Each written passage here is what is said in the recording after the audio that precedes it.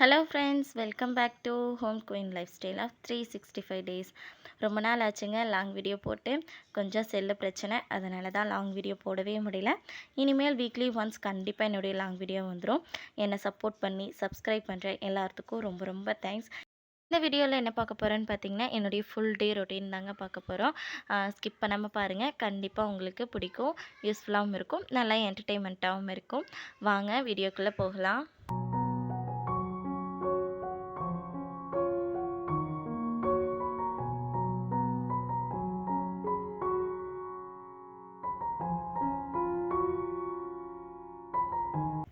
இன்றைக்கி காலையில் பிரேக்ஃபாஸ்ட்டுக்கு பார்த்தீங்கன்னா சுண்டல் குழம்பு வச்சுக்கலாம் அப்படின்னு சொல்லிட்டு வெள்ளை சுண்டல் ஒரு பக்கம் வந்து குக்கர் வச்சு விட்டுட்டு மதியத்துக்கு வந்து ரசம் வைக்கலாம் அப்படின்னு சொல்லிட்டு தக்காளி ஒரு நல்லா பழுத்த தக்காளி ஒரு 5-6 தக்காளியை கட் பண்ணி போட்டு வேக வைக்கிறதுக்கு வச்சுட்டேங்க. அப்படியே பக்கத்துலேயே வந்து சாப்பாட்டுக்கும் ஒலை வச்சு விட்டுட்டேன். ஏன்னு பார்த்தீங்கன்னா குழந்தைங்களுக்கு மதியம் லஞ்சு வந்து கொடுத்து அனுப்பிச்சிடணும். பாப்பா வந்து உருளைக்கிழங்கு சாப்பாடு கேட்டிருந்தா, சரி ஓகே அதவே செஞ்சுக்கலாம் அப்படின்னு சொல்லிட்டு குக்கர் விசில் வந்ததையுமே ஃபஸ்ட்டு வந்து குழம்புக்கு தேவையான இதெல்லாம் தாளிச்சிக்கலாம் அப்படின்னு சொல்லிட்டு ஃபஸ்ட்டு வெங்காயம், அதுக்கப்புறமா கருவேப்பிலை எல்லாம் போட்டு இஞ்சி பூண்டு எல்லாமே கட் பண்ணி போட்டு நல்லா வணங்கறதுக்கு விட்டுட்டேங்க. அதை வணக்கி எடுக்கிறதுக்குள்ளேயே தக்காளி வந்து நல்லா வந்துருச்சு. தக்காளி வெந்ததையுமே அதில் வந்து கொஞ்சமாக புளி போட்டு நல்லா ஊறுறதுக்கு விட்டுறலாம் அப்படின்னு சொல்லிட்டு புளி போட்டு எடுத்து வச்சுட்டேங்க. இதெல்லாம் பண்ணிகிட்ருக்கும் போதே சாப்பாடு நல்லா வந்து கொதிச்சிருச்சு. சரி சாப்பாட்டுக்கு வந்து அரிசி போட்டுடலாம் அப்படின்னு சொல்லிட்டு போட்டேங்க. எங்கள் வீட்டில் வந்து நிறைய ஆளுங்க இருக்கோம் இல்லைங்களா, நாங்கள் எப்போவுமே ஒரு படி சாப்பாட்டுக்கு கொஞ்சம் கம்மியாக தான் இது பண்ணுவோம். இன்றைக்கி வந்து சுண்டல் குழம்பு வந்து நல்லா வந்து மட்டன் குழம்பு டேஸ்ட்டுக்கு செய்யலாம் அப்படின்னு சொல்லிட்டு அப்படி தான் ரெடி பண்ணிகிட்ருந்தேன். அதுக்கு வந்து மல்லி, சீரகம், மிளகாய் எல்லாத்தையும் வறுத்து எடுத்துக்கலாம்.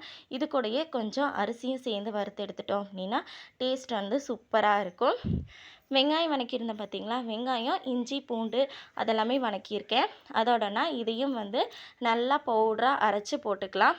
அது கூடயே வந்து தேங்காய் கொஞ்சம் போட்டு அதுக்கப்புறமா பட்டை, சோம்பு, கசகசா போட்டு நல்லா அரைச்சி எடுத்துட்டோம் அப்படின்னாவே நல்லா அந்த குழம்புக்கு தேவையான மசால் ரெடி ஆயிரும்.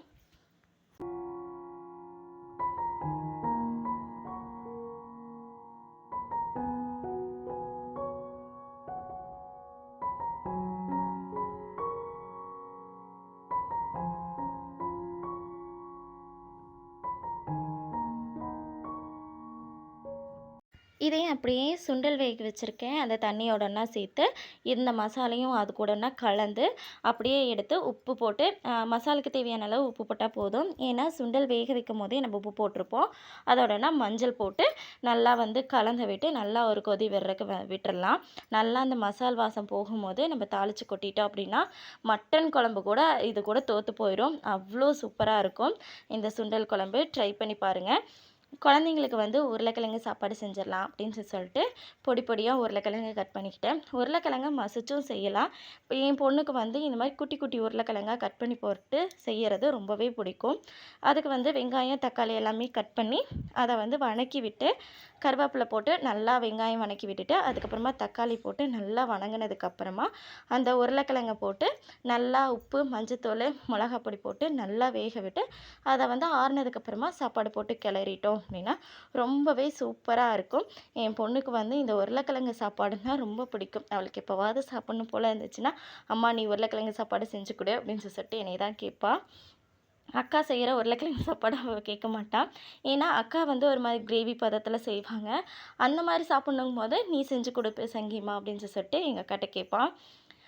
பாப்பாங்களுக்கு வந்து ஸ்நாக்ஸுக்கு வந்து பார்த்திங்கன்னா ஸ்வீட் கார்ன் வாங்கிட்டு வந்திருந்தேன். மார்க்கெட் போயிருந்தேன் நேற்றுக்கு. சரி ஸ்வீட் கார்ன் வாங்கிட்டு வந்திருந்தேன். சரி அதை வந்து உரித்து போட்டு செஞ்சு கொடுத்துர்லாம் அப்படின்னு சொல்லிட்டு ஸ்வீட் கார்னை அப்படியே கட் பண்ணி கூட ஒரு சிலர் வேக வைப்பாங்க. நான் அப்படி வேக வைக்க மாட்டேன். நல்லா ஃபுல்லாக உரிச்சிட்டு அதுக்கப்புறமா அது கூட பட்டர், அதுக்கப்புறம் வந்து சாட் மசாலா, கொஞ்சம் லைட்டாக உப்பு போட்டு நல்லா கலந்து கொடுத்துருவேன். பிள்ளைங்க வந்து விரும்பி சாப்பிடுவாங்க. நான் எப்போவுமே இப்படி தான் செய்வேன்.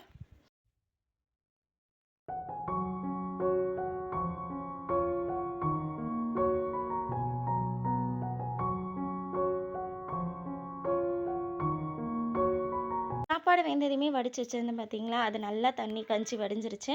அதனால் சரி கையோடு வந்து அதை எடுத்து வச்சிடலாம். இல்லை அப்படின்னா ரொம்பவே கஞ்சி கொறுத்த மாதிரி ஆயிரும். அதனால வந்து அதை எடுத்து வச்சுட்டு கையோட வந்து ஸ்வீட் கார்னை வேக போட்டுட்டேன். நான் எப்போவுமே ஸ்வீட் கார்னை இப்படி தான் வேக போடுவேன். நீங்கள் எப்படி வேக போடுவீங்க அப்படின்னு கமெண்ட் பண்ணுங்கள். என்னுடைய அக்ஷய பாத்திரம் அதுக்குள்ளே நிரம்பிருச்சு. சரி கையோட வந்து அந்த அக்ஷய பாத்திரத்தில் இருக்கிற பாத்திரத்தெல்லாம் எடுத்துடலான்னு சொல்லிட்டு அக்ஷய பாத்திரம் நான் வேறு எதுவும் சொல்லலைங்க. என்னுடைய சிங்க்கை தான் சொன்னேன். எப்போவுமே என்னுடைய சிங்க் வந்து வளைஞ்சிக்கிட்டே இருக்கும். அக்ஷய பாத்திரத்தை கூட கொஞ்சம் வளையிறதுக்கு லேட் ஆகுமோ என்னமோ, என்னுடைய சிங்க் டக்கு டக்கு டக்கு டக்குன்னு வளைஞ்சிருன்னா பார்த்துக்கங்களேன். அது எப்படி அப்படிங்கிற மாயம் எனக்கு இது நாள் வரைக்கும் தெரிஞ்சதே கிடையாது.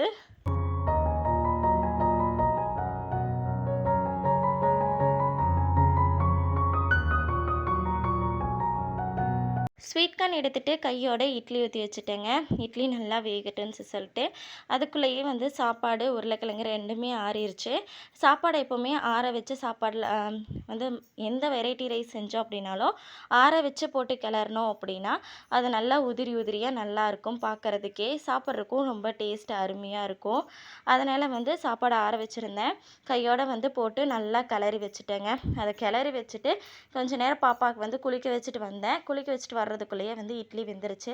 கையோட இட்லி எடுத்துட்டேங்க. எடுத்துட்டோம் அப்படின்னா அப்படியே போட்டு போய் அக்கா ஊட்டி விட்டுருவா. அதனால் வந்து இட்லி எல்லாமே கையோட எடுத்துட்டு அதுக்கப்புறமா டிஃபன் பாக்ஸ் பேக் பண்ணிக்கலாம் அப்படின்னு சொல்லிட்டு தாங்க.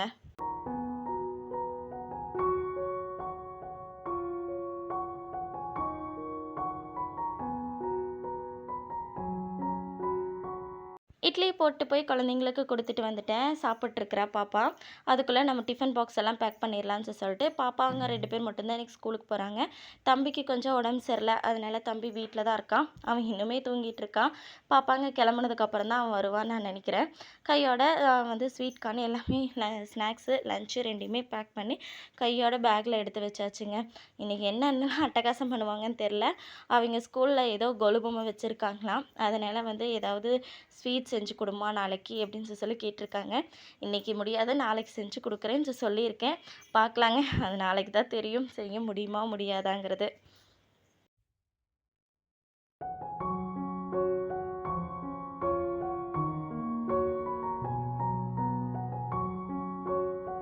குழந்தைங்களாம் ஸ்கூலுக்கு கிளம்புனதுக்கப்புறம் தான் தம்பி எந்திரிச்சு வந்தான். எந்திரிச்சு வந்த உடனே அவனுக்கு சாப்பாடு போட்டு ஊட்டி விட்டுட்டு அவனுக்கு மருந்தெல்லாம் கொடுத்துட்டு அதுக்கப்புறமா போய் குளிச்சுட்டு வந்துட்டேங்க. குளிச்சுட்டு வந்துட்டு சாமி கும்பிட்லாம் அப்படின்னு சொல்லிட்டு தான் அக்கா வந்து கோலமெல்லாம் போட்டு வச்சுருந்தா. பார்க்குறக்கே ரொம்ப க்யூட்டாக அழகாக இருந்துச்சு. சரி இன்றைக்கி வந்து கொஞ்சம் சாம்பிராணி புகையெல்லாம் போட்டு சாமி கும்பிட்ணும் அப்படின்னு சொல்லி எனக்கு தோணுச்சு. அதனால் சாம்பிராணி போட்டு நல்லா திருப்தியாக சாமி கும்பிட்டேன்னா பார்த்துக்கங்களேன்.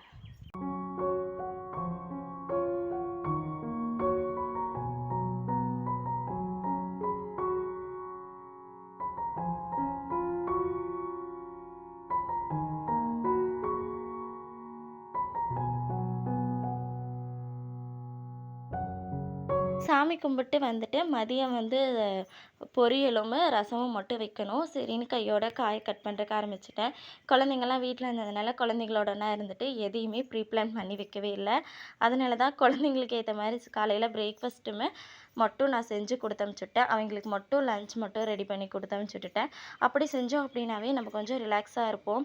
வீட்டில் வீட்டில் வந்து எல்லாருமே மதிய லஞ்சுக்கு வீட்டுக்கு வந்துடுவாங்க, வெளியே போகிற எல்லாருமே. அதனால் பிரச்சனை இல்லை பார்த்தீங்களா, நம்ம பொறுமையாக கூட செய்யலாம். இல்லை அப்படின்னா காலையில் ரொம்ப அவசர அவசரமாக செய்யும்போது நம்மளுக்கு டென்ஷனும் அதிகமாயிரும். அதனால் ரிலாக்ஸாக நம்ம செஞ்சுக்கலாம் இல்லைங்களா. இப்படி மதிய லஞ்ச் வீட்டுக்கு வருவாங்கன்னு சொல்லி தெரிஞ்சதுன்னா ரிலாக்ஸாக செஞ்சுக்கலாம். அதனால தான் இதை வந்து எங்கள் மாமியார் ஸ்டைலில் வந்து கேட் பீன்ஸ் பொரியல் செஞ்சேன். நான் செஞ்சேன் அப்படின்னா நான் மிளகா போட்டு தான் செய்வேன்.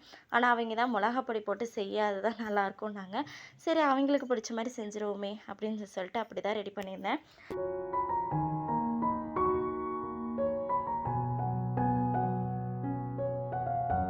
எங்கள் வீட்டில் எப்போவுமே தக்காளி ரசம் தான். இந்த புளி ரசம் இதெல்லாம் எதுவுமே சாப்பிட மாட்டாங்க.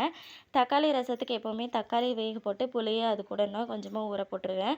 அதுக்கு நல்லா ஊறினதுக்கப்புறமா நல்லா கரைச்சி புழிஞ்சு எடுத்துட்டு அதுக்கப்புறம் அது கூட வந்து ரசப்பொடி ஒரு ஒரு ஸ்பூனு, அதுக்கப்புறமா வந்து பெருங்காயத்தூள், அப்புறம் சீரகம், மிளகு, பூண்டு எல்லாம் இடித்து போட்டு அதை நல்லா கலந்து அதை ஒரு தாளிப்பு கொடுத்துருவேங்க.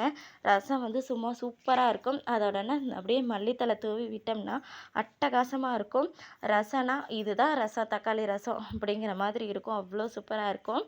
காய் நல்லா வெந்துருச்சுங்க. கையோட வந்து தேங்காய் துருவி போட்டு ஒரு 2 நிமிஷம் வணக்கிட்டோம் அப்படின்னா ரொம்ப நேரம் கெட்டு போகாது. தேங்காய் போடுறதுனால சில நேரம் கெட்டு போயிடும் இல்லைங்களா? ஒரு 2 நிமிஷம் ஹீட் பண்ணோம் அப்படின்னா கண்டிப்பாக கெட்டு போகாது. கையோட மாற்றி மாற்றி போட்டு டைனிங் டேபிளில் கொண்டு போய் வச்சுட்டேன். ரசம் வந்து எப்போவுமே நான் ஒரு 2 கொதியாவது விடுவேங்க. ஏன்னு பார்த்தீங்கன்னா, ரசப்பொடி போடுறோம் இல்லைங்களா?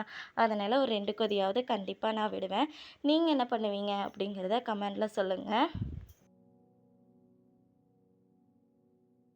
அதுக்குள்ளே மறுபடியும் என்னுடைய அக்ஷய பாத்திரம் வந்து நம்பிருச்சு. மீதி இருந்த எல்லா பாத்திரத்தையும் விளக்கி கழுவி எடுத்து வச்சுட்டேன். எடுத்து வச்சுட்டு என்னுடைய ஹஸ்பண்ட் வந்து ஈவினிங் ஸ்நாக்ஸுக்கு வந்து உளுந்த வடை வேணும்னு சொல்லி கேட்டிருந்தாரு. அதனால ஒரு 2 டம்ளர் வந்து உளுந்து ஊற வச்சுட்டோம் அப்படின்னா, ஈவினிங் வந்து செய்யும்போது நல்லா வந்து சூப்பரா ஊறிரும். நம்ம ஈவினிங் வந்து செஞ்சுக்கலாம் ஒரு 4:00 காட்ட அப்படின்னு சொல்லிட்டு தான் ஊற வச்சுருக்கேன். ஃபஸ்ட்டு எங்கள் வீட்டில் ஆரோ இருந்துச்சு. இப்போ ஆரோ கழட்டிட்டோம். ஏன்னா, நல்ல தண்ணி லைன் இல்ல. ஸோ, இப்போ வந்து நல்ல தண்ணி வர்றதுனால ஒரு ட்ரம்மில் புடிச்சு வச்சுருக்கோம். தண்ணி தேவைங்கும்போது ஒரு குடத்துல வந்து எடுத்துகிட்டு வந்து வச்சுருவோம் இப்படி. இப்போ பாருங்கள் கிச்சன் எவ்வளோ க்ளீனாக சூப்பராக இருக்குன்னு. மதிய லஞ்சுக்கு நான் என்னென்னலாம் செஞ்சுருக்கேன்னு பார்க்கலாம் வாங்க. சாப்பாடு, சுண்டல் குழம்பு, அதுக்கப்புறமா கேரட் பீன்ஸ் பொரியல், அப்புறம் ரசம், அதுக்கப்புறம் தயிர். இதெல்லாம் தான் செஞ்சுருந்தேன். சாப்பிட்டு குழந்தைய சாப்பிட வச்சுட்டு, அதுக்கப்புறமா மேலே கூட்டிகிட்டு போய் தூங்க வச்சேங்க. ரொம்ப டயர்டாக இருக்கா அப்படின்னு சொல்லிட்டு தூங்கி எழுந்திரிச்சு அவன் ஒரு 3:30 4 மணிக்கிட்ட தான் எழுந்திரிச்சான். அதுக்கப்புறம் தான் கீழே கூட்டிகிட்டு வந்தேன். என்னுடைய செடிங்களெல்லாம் பார்த்தீங்களா எவ்வளோ க்யூட்டாக அழகாக இருக்குது. கிளைமேட் பார்க்குறக்கே சூப்பராக இருந்துச்சு. சரி வெளியே இருக்கிற கார்டனில் வந்து ஃபஸ்ட்டு போய் தண்ணி ஊற்றிட்டு வந்துடலாம், அது ரொம்ப ட்ரையாக இருக்குது அப்படின்னு சொல்லிட்டு தான் வெளியே போயிருந்தேன். நான் வந்து வெளியே இருக்கிற கார்டனில் வந்து ஒரு 3 ரோஸ் செடி வச்சுருக்கேன். அதுக்கப்புறமா கத்திரிக்காய் செடி வச்சுருக்கேன். 2 வந்து செம்பருத்தி செடி வச்சுருக்கேன். ஒரு முல்லைக்கொடி இருக்குது. இத்தனை செடியும் வச்சுருக்கேன். நல்லா வந்துட்டுருக்குங்க. அது எந்த அளவுக்கு நல்லா வருதுன்னு நீங்களே பாருங்கள். எவ்வளோ க்யூட்டாக இருக்குது பார்த்தீங்களா?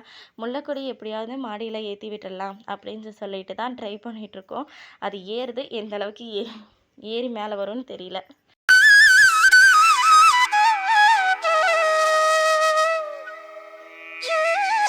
நான் வந்து செடிங்களுக்கெல்லாம் தண்ணி ஊற்றிட்டு வர்றதுக்குள்ளேயே அக்கா வந்து வடைக்கு எல்லாமே ரெடி பண்ணி வடை போடுறதுக்கு ஸ்டார்ட் பண்ணிட்டா. உளுந்த வடை போடுறதுக்கு ஸ்டார்ட் பண்ணிட்டா. ஏன்னா என் ஹஸ்பண்ட் வந்து டைம் ஆச்சு, வெளியே வேற போகணும், அதனால வடை போட்டு கொடுங்கன்னு சொல்லி கேட்டதுனால அக்காவே வடை போடுறதுக்கு ஸ்டார்ட் பண்ணிட்டா. ஒருத்தர் இல்லை அப்படிங்கும்போது இன்னொருத்தர் ஹெல்ப் பண்ணாதாங்க ஒரு சில வேலைங்களை செய்ய முடியும். அது குழந்தைங்களுக்கும் உடம்பு சரியில்லை அப்படிங்கும்போது வீட்டில் இருக்கிறவங்களோட ஹெல்ப்பு ரொம்ப முக்கியம். இல்லை அப்படின்னா கண்டிப்பாக வீட்டு வேலை எதுவுமே செய்ய முடியாது.